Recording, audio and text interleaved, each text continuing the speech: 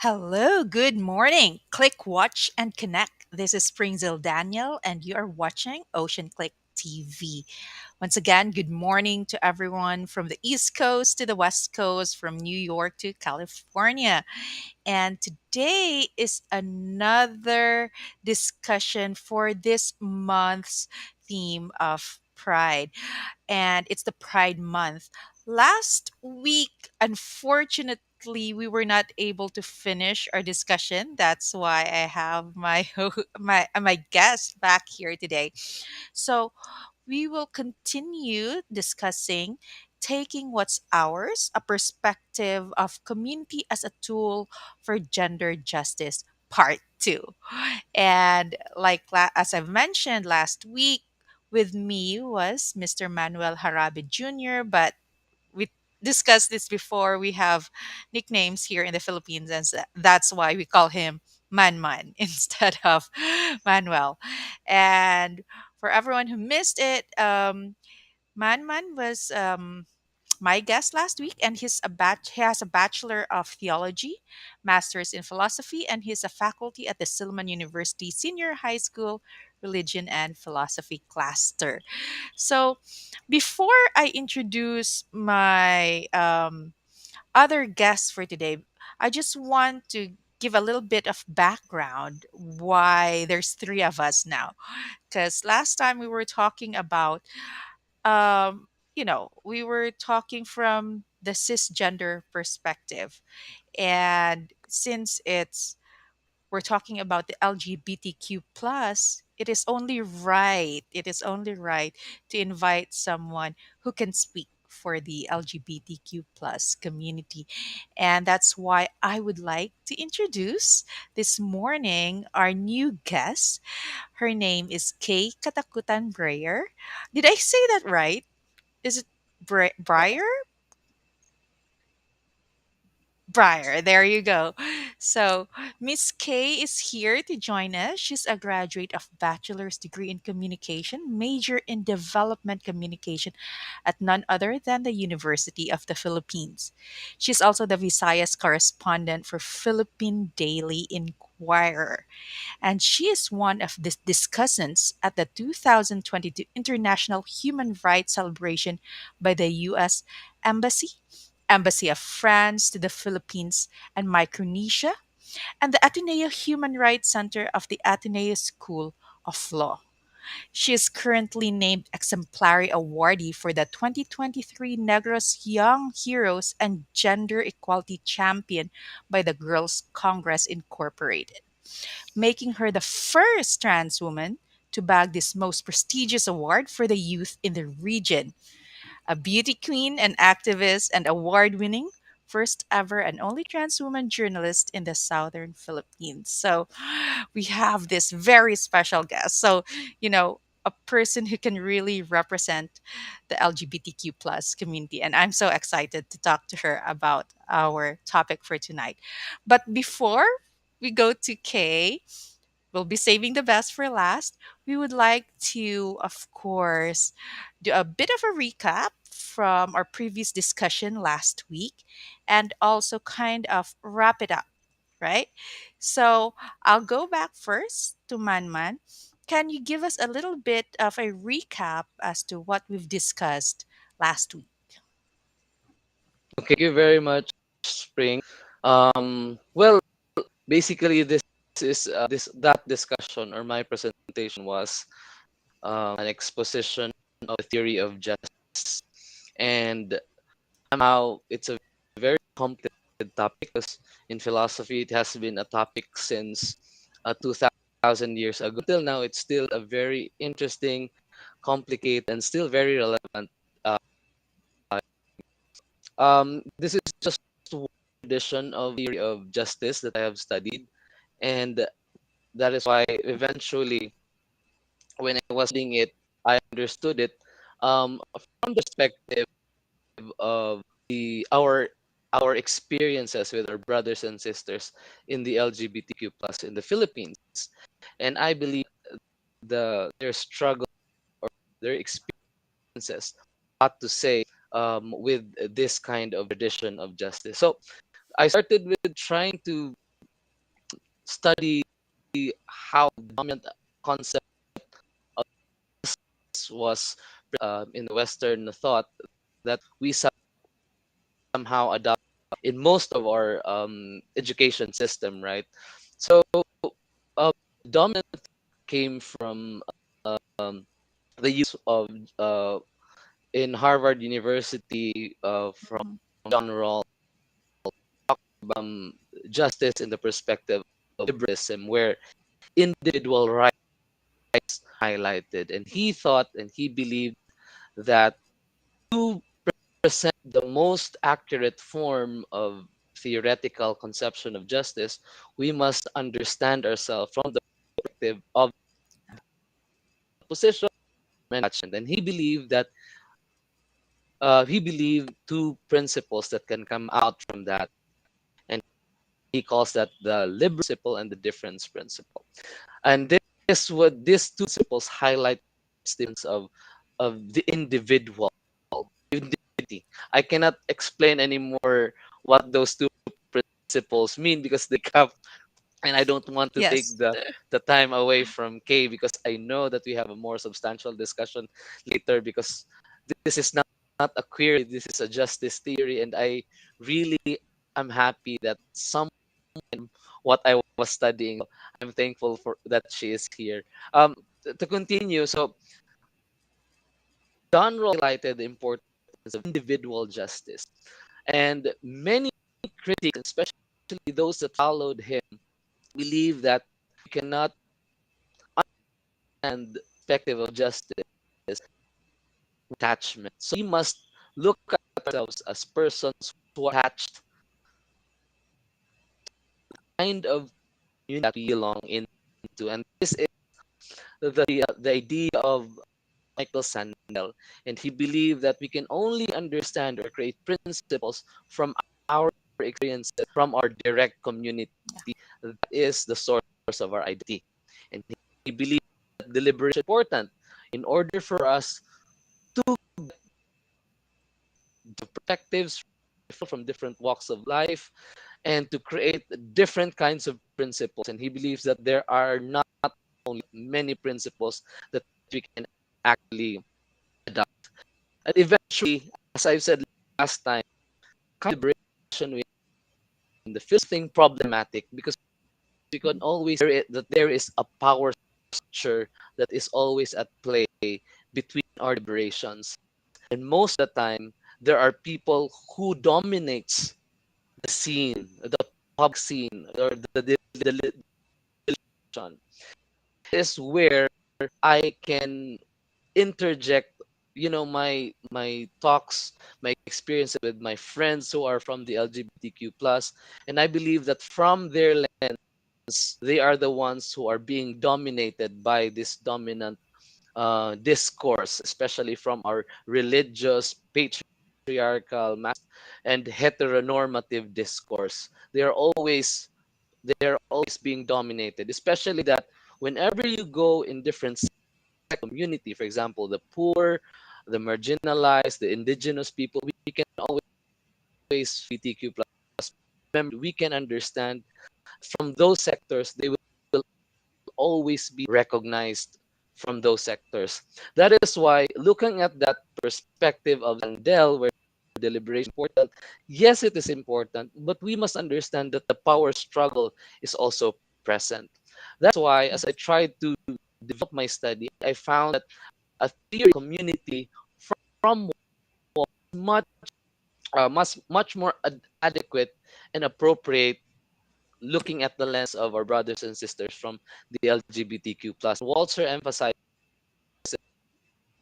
community seen as a big community, as a national community like Sandel did, but we must look at our communities as spheres in themselves. That is why by looking at and treating, we can give and provide to each community the independence and autonomy that they deserve.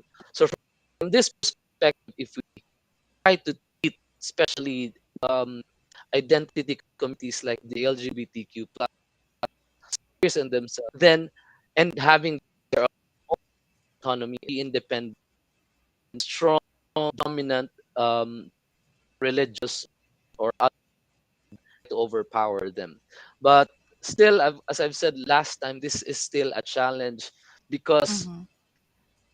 strength community is still something that is difficult to do.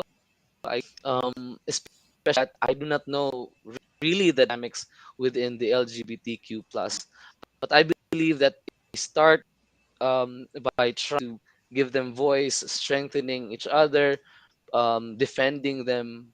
I think that this community can eventually try to take what's theirs. That's just the Yeah. same as what our title is, taking what's ours.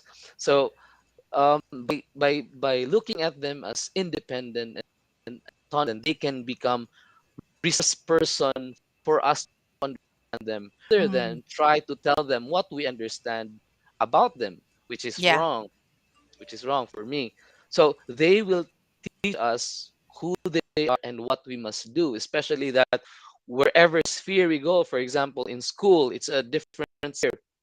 There are students who are LGBTQ plus. How can we try to be inclusive in those spheres? Mm. And in churches, for example, where it is really most difficult, how can we try to our structures so that we Mm-hmm. can try to become more open rather than be exclusive in our doctrines? So those are the challenges in our study, that providing autonomy and independence to that community can help us really focus on developing ideas, that the value that that community can share. And when we talk about community, this is I was trying to add last time, Mm-hmm. Spring, when we were Yes. cut off. Um, I know that community is the source of our society. That's Mm-hmm. true wherever we go, from history, even from Daniel Kant, because Kant was the first strong liberal. Mm. And unity is the source of oppression. But that is why we try to introduce individuality in our society, because that is something that we do not have. We always conform when Mm-hmm. we grow as small children. We are taught always to conform and not express our individuality. That is why reconstructing the notion of community brings individuality and conformity together. Trying to do it.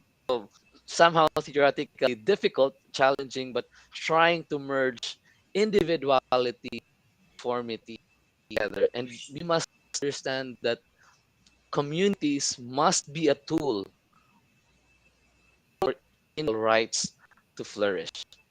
Mm-hmm. I believe that by reconstruct this community can help strengthen them, support for coming out, defense against discrimination, and venue for self-expression. They become our resource group, and they also some criticisms for our cultural values that are somehow problematic. For example, those values of pakikisama, utong no loob, that somehow is, problematic in some scenarios of our Yeah. expressions. And bringing into the fore the kind of individuality criticizes and balances these cultural values, and also legitimizes their self-expressions, especially that there are many self-expressions that is coming out of this generation. Yeah. Legitimizes self-expression. That's everything to say, Spring. Thank you. Thank you so much, man. I believe that you summarized it really well and wrapped it up really well. And of course, ending with having to, listen to them because we do want to hear from them and how we can legitimize their concern. So I'm gonna go to Miss K here, and my first question would be, what crucial concerns do you believe the LGBTQ community needs to address immediately? We want to go straight there. Yes. So, hello, everyone, gentlemen, and to all the people in their spectrum. Primary concerns that society should address LGBT community, that we recognize that the LGBT recognized as a community is a community. The members of the LGBT community also belongs in the different sectors of society, the farmers, the fisher folks, Yeah. and youth that has been facing forms of discrimination. Gender discrimination is one of the struggles of the member LGBT community. They too are struggling with social, cultural, economic inequalities that is existing in these realities. And so if we want to push for a holistic equality in our society, we need to the importance of having of a holistic equality in terms of economic aspect, political, and social cultural. This means that the struggles of the LGBT community is not just limited to their community alone. Two are part of larger society. And I would like to assert, also agree, the struggles of the LGBT community is just a microcosm of the struggles of the large society. So the LGBT community is not detached to any political and economic of any union affected by any forms of equality, by any forms of discrimination, especially in a society that for the So now that we've addressed that, what are some viable strategies for the LGBTQ community? Because those are the immediate concerns, right? So, what are the strategies to be able to strengthen itself given its scope and wide spectrum? you know what, Spring, we tend to Mm, negate the struggles of the LGBT um to yeah. representation and existence, whether or not Mm, they're allowed to have a long hair or can cross dress. But actually, these are just major struggles of yeah. the LGBT community. We have members of the LGBT community, the community, for example, who are fighting for genuine agrarian, who Mm, are fighting intensified militants in the rural community. And these struggles exist are less mainstream because they are part of mhm, the rural. When I try to discuss on the LGBT community, I always like who are represented and mhm. are members of the community, part of culture, equal representation, those in the metro or cities. Yes. The only thing we start doing is to start investigating and immersing as advocates to the real situations and plights of the LGBT community, especially those who are really by the large problem in Mm, of the larger. You have this previous talks that though we have different spheres or communitarian based on your common space, those are also part of a larger community has yes. been affecting and are affected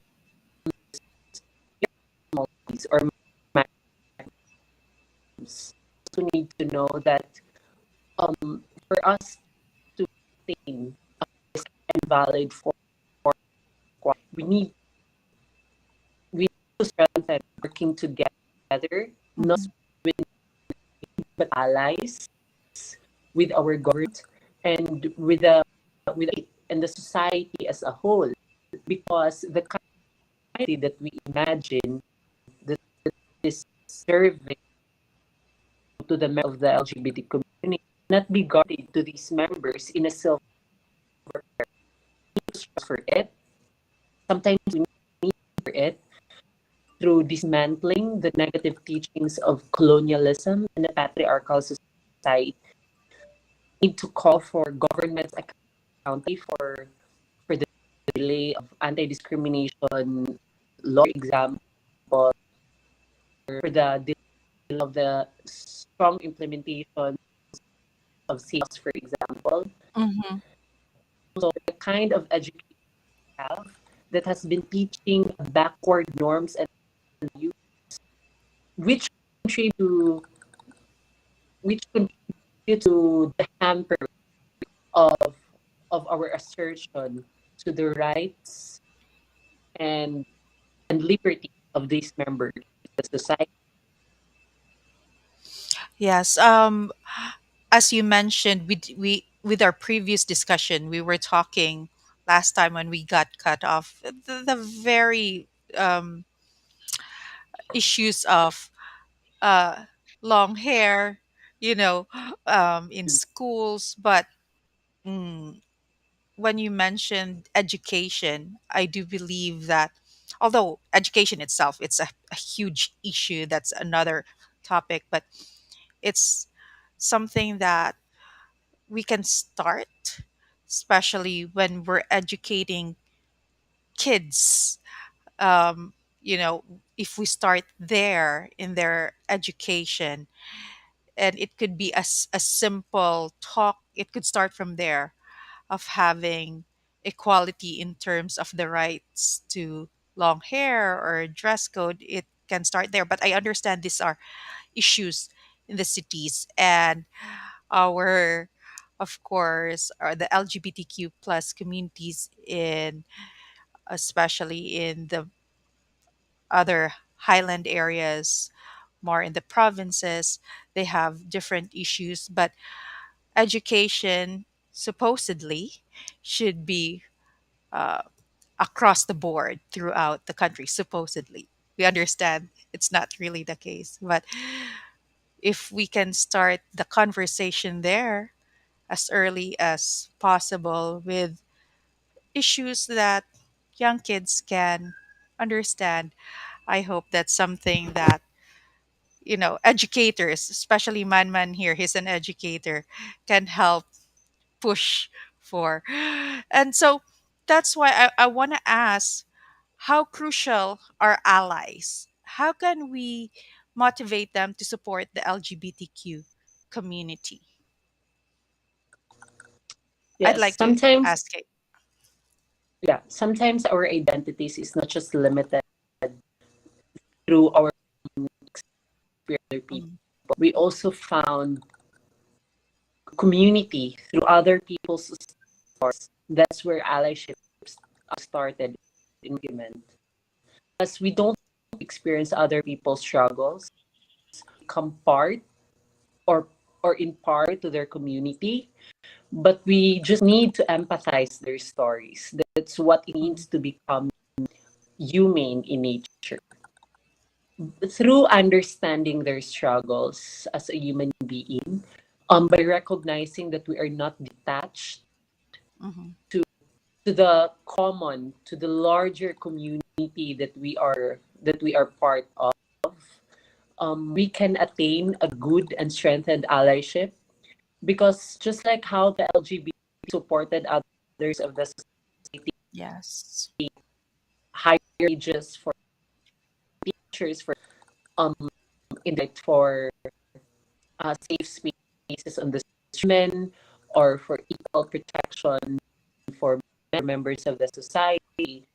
Um, struggles of the LGBT community should not be detached to the common of, or for the larger advocacy of society. We tend, if you're not part of that macrocosm, or if you're of that small spheres of, you are you're obliged or you are um not obliged to speak up for them.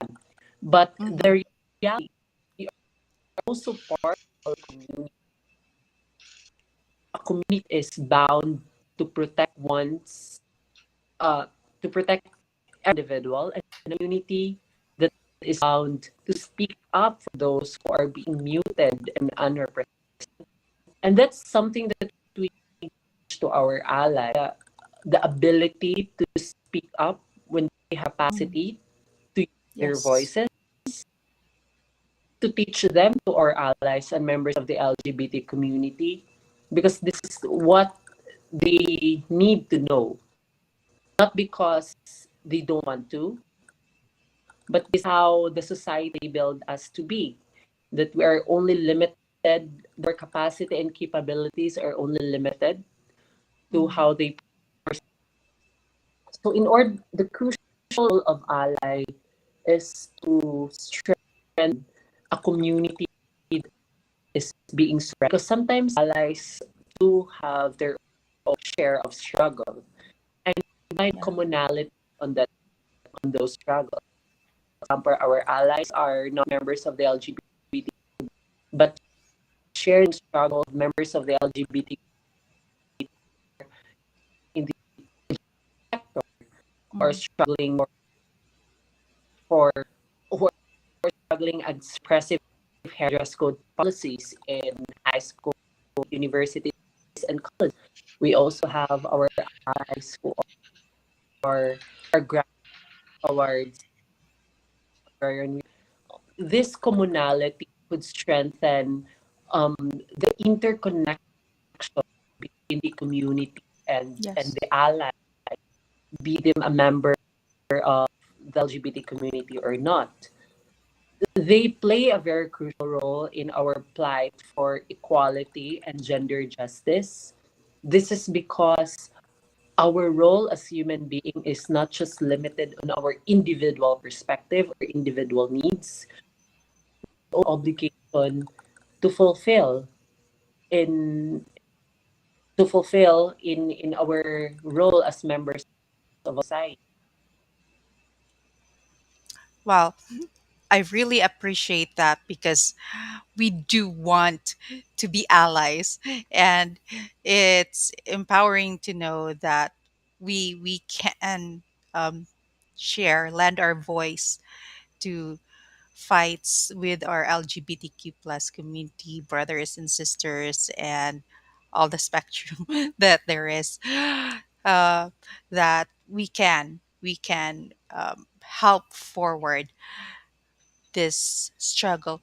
Um, just a bit of a no here.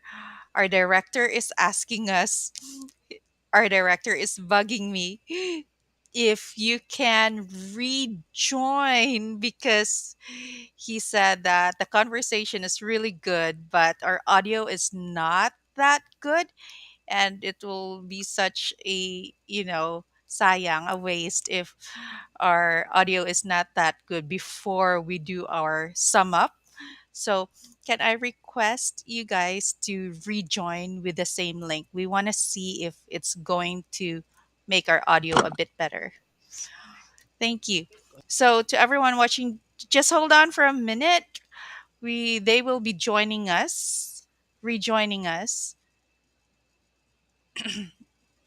So we are going towards the conclusion of today's topic, and it's a really good topic for today. We've been talking about the LGBTQ community taking what's theirs and a new perspective of community as a tool for gender justice, and how we as allies can be a voice for them, that we will be able to also push forward their agenda, especially agenda that cut across similar sectors.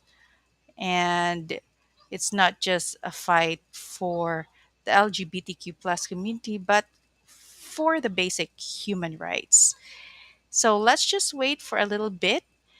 Hopefully, they will be able to rejoin us, and hopefully, the audio would be much better so that we can hear clearly uh, what they have for us. Because our next question would be, let's ask them what advice they have for the LGBTQ people who are reluctant to be in the front lines. Let me add that there. Oh, Okay. I hope this is so much better. Yeah, my partner also said it's very choppy in the Yes. live though. Yeah. They were telling me that, to cut it a little bit before we go to our conclusions, because I do have one more question. And thank you for rejoining me. And hopefully, our audio is so much better now, because I do want to ask, what advice do you have for the LGBTQ people who are reluctant to be in the front lines? Because I know there are a lot of people out there who would want to speak up, but it's just that there's that reluctance. So, what advice do you have for them? our good transition. Yes, go ahead. Our primary role is to really understand where these people are coming from. Sometimes they miss the education that they need for them to fully grasp the importance of asserting their rights and liberty. A system that is oppressing them directly. Sometimes the people who are willing to struggle for genuine justice, genuine equality and liberty are victimized by a system that is has long oppressing them. I think this thing we could do is really understand where they're coming from. It is through our immersions and investigations we could strengthen our relationship, invite more people, more participative with our advocacies. We don't need to need to leave our friends and sometimes comforts of bulk of our comfort zones us Mhm. to really understand and tell and communicate to people the need for them to participate in this kind of courses and discussion. We don't need to become condescending to the people who refuses to participate, Mhm. but Yes. these people are victimized of the negative teachings colonialism has been victimized by the long running cultural uh, long that embedded in our today's realities. They are following maybe the kind of teachings in their hyper conservative communities or families. And in order for us to really increase our of numbers in terms of participants in our advocacies or in our movement for equality, we need to go back to the grassroots why a lot of people still refuses despite the realities that we are being discriminated. We need to go back to the grassroots why they refuse to participate in the first place, Mhm. and we need to work on those grassroots issues because we can only address and we can only arrive in a situation that we really imagine if we have the time to investigate and to really know where they're really coming from. And so, to all the LGBT community who wanted to invite more people, more members to participate in the movement, uh, need to educate. We need to reassess the kind of language we are using when we try to educate because much of the community to them with the kind of knowledge you want to impart without assessing the concept you are telling, the strategy following that you are using. It because just what like Man Harabi said, not really not just about individuality, but it's about steps. We need to respect them is to let them appreciate the beauty of advocacies. Just not really attain that if we try to if we try to um be in against with them, if we let them feel that we are already Yes. against with them. Exactly.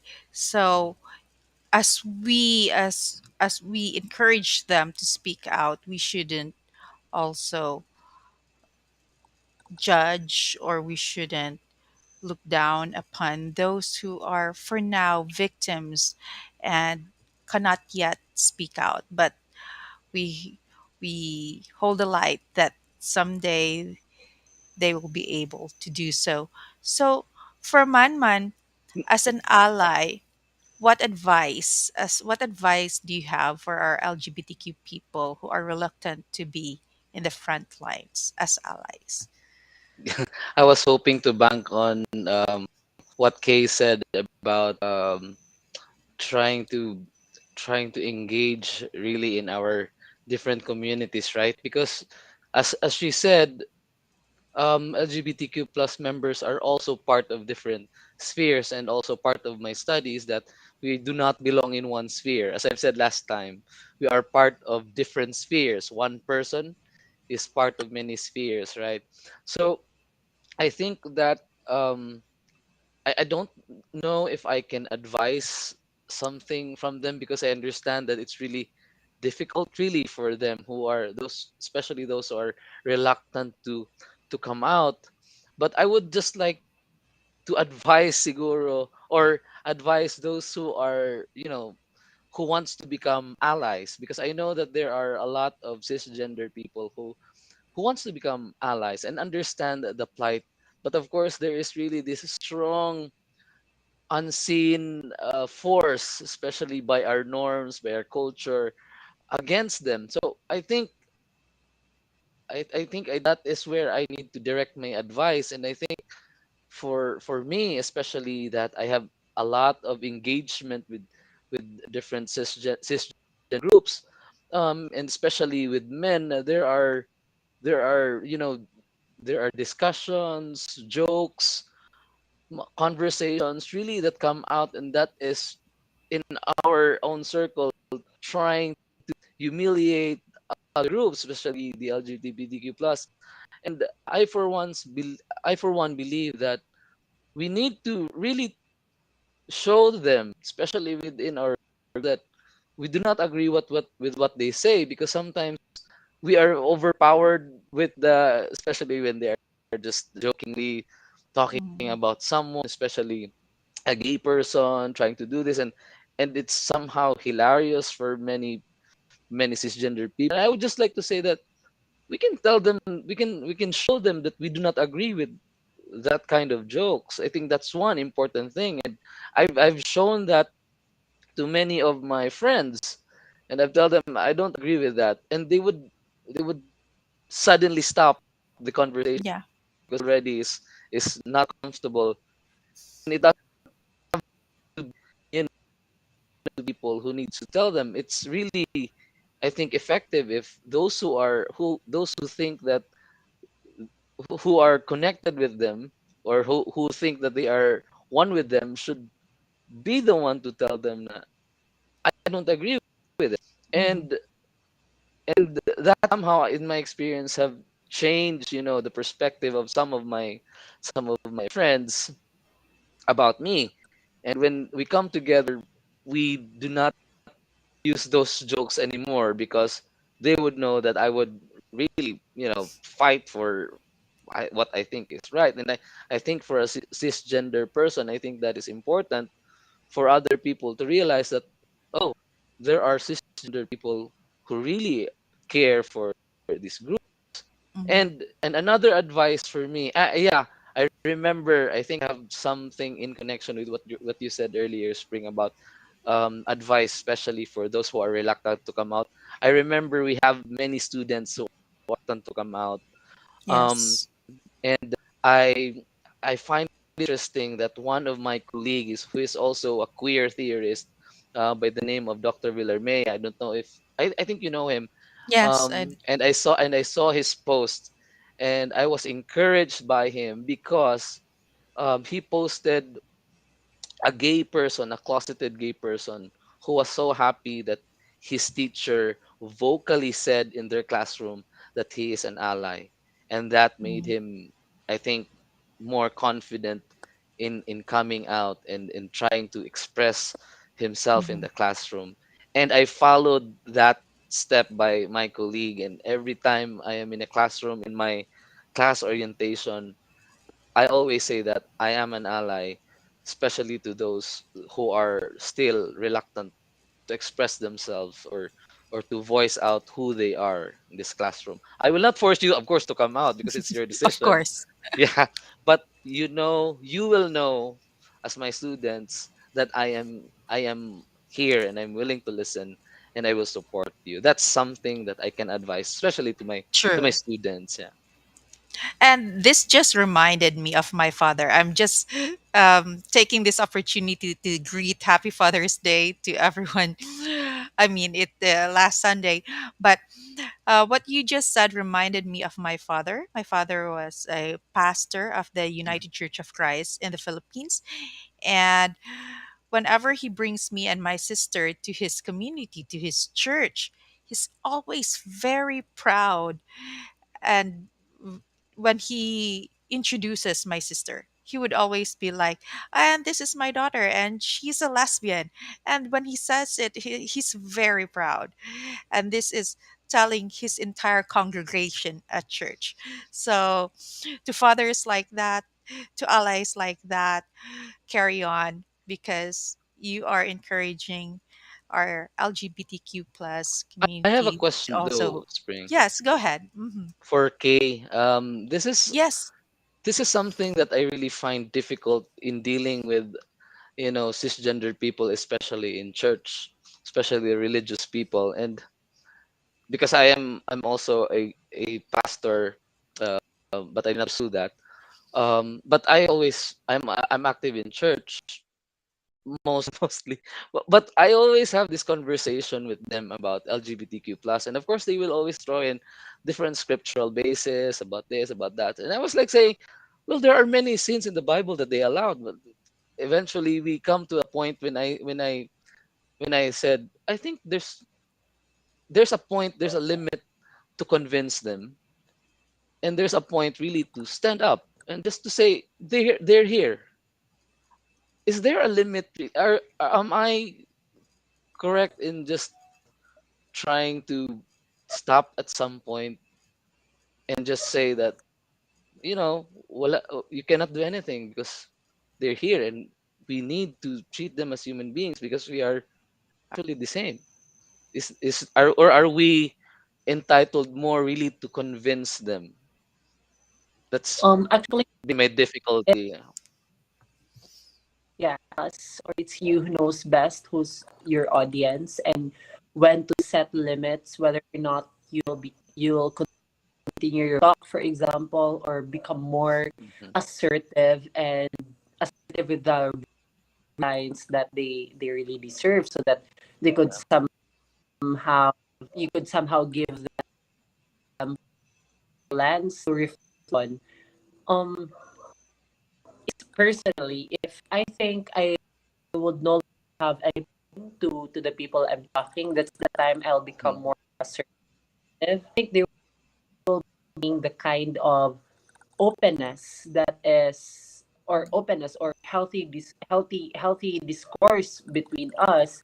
I think that's the time that Mhm.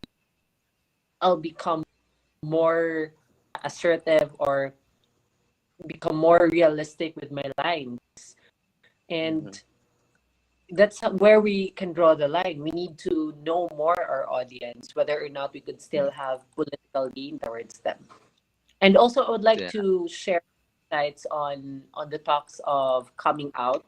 It's out personally is different to join a movement, like for example Pride as a protest, a Mm. movement for equality and gender liberation. Sometimes coming out or by telling other people to not be afraid of coming out is another level of pressure to them, Mm. Oh. because by just staying to who they are really, or being closeted, can be their own form of freedom. Not Mm-hmm. really necessarily come out. It's okay Yes. to be masculine but feminine at the same time. Um, us, it's us who can conceptualize forms of expression based on either our identities, our sex, or by our attraction, romantic or sexual attraction to other people. It is Mm-hmm. only us who knows best what kind of freedom we will enjoy. For example, I enjoy the freedom of being a woman who has the opportunity and privilege to cross dress or to transition. But it is it weighs the same with people who choose their own concept Mm-hmm. and not to conform to a certain standard of queership that is Mm-hmm. very example with their expression or with their identity. Oh, wow, I learned something from that. Can you Yes. give me some advice, Kay, on how to orient my students? How can what's this? I don't. How can I make them feel that I am An someone that ally. they can, yeah, an ally or someone that they can trust? Can I just tell them that they can express themselves Yeah, generally, just or allow can I just, they are really, okay? as long as they do not um, cross an agreed values or Mm-hmm. culture.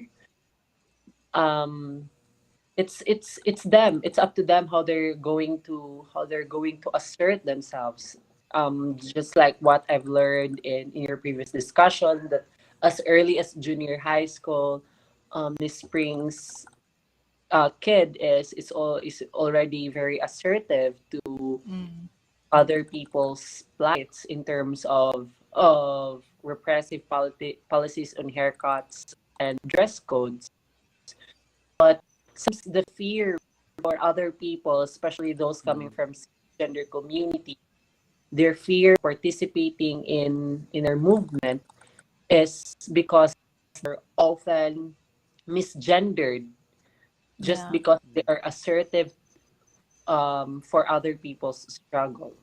We tend to assume that they are members of LGBT. They try to become vocal to Mm. needs of the members of LGBT.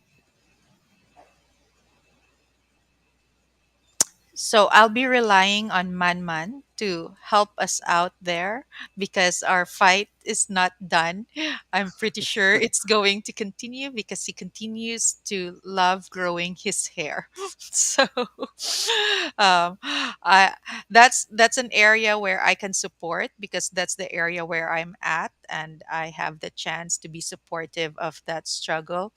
And but I do really appreciate that we've shined a light that this is not the only struggle that there is. There's Yeah. a lot of different sectors and a lot of different struggles. But since Manman is here and you'll probably be a teacher to my son in the coming years, I'll Yeah. be relying on your support. We will. I will talk to him about what we have been discussing here, All and right. tell him Well, that he's a topic. Yes.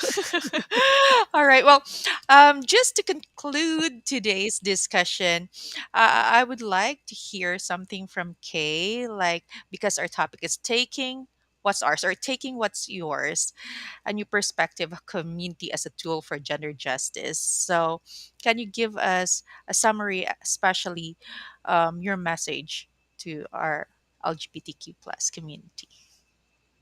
My message to the LGBTQ plus community, especially this Pride Month, is that never afraid to struggle with your brothers and sisters. You are not alone. Despite of the difficulties in asserting our rights to equality and gender, we also speak up when we have the ability to use our voices. Because the moment we stay silent, even if we have the capacity to speak up, only welcomes more injustice. Um, I think we need to become more empathetic to other people's stories, and we need to louder, amplify, and magnify more our voices and stories is happening in our communities. Kasi hindi pa tayo malaya. Sadyang malapat lang ang ating kulungan. There you go. We're not yet free. It's just our prison cells are quite big, but you know, there is work to be done, and the struggle continues. So, Miss K, Manman, thank you so much for joining me for our discussion today. I really appreciate your input, and I hope that our audience learned something from our today's discussion. And to everyone watching, please do join us again for our next week. Well, the last week and this week had been for our Pride Month, but next week we'll be going back to our regular programming and we'll be talking about all about real estate executive assistants and transaction coordinators. And so, for our real estate industry who are interested to learn more about executive assistants and TCs, join us next week. All right. Well, thank you so much, everyone. This has been Springzilla Daniel. Click, watch, and connect. Ocean Click TV.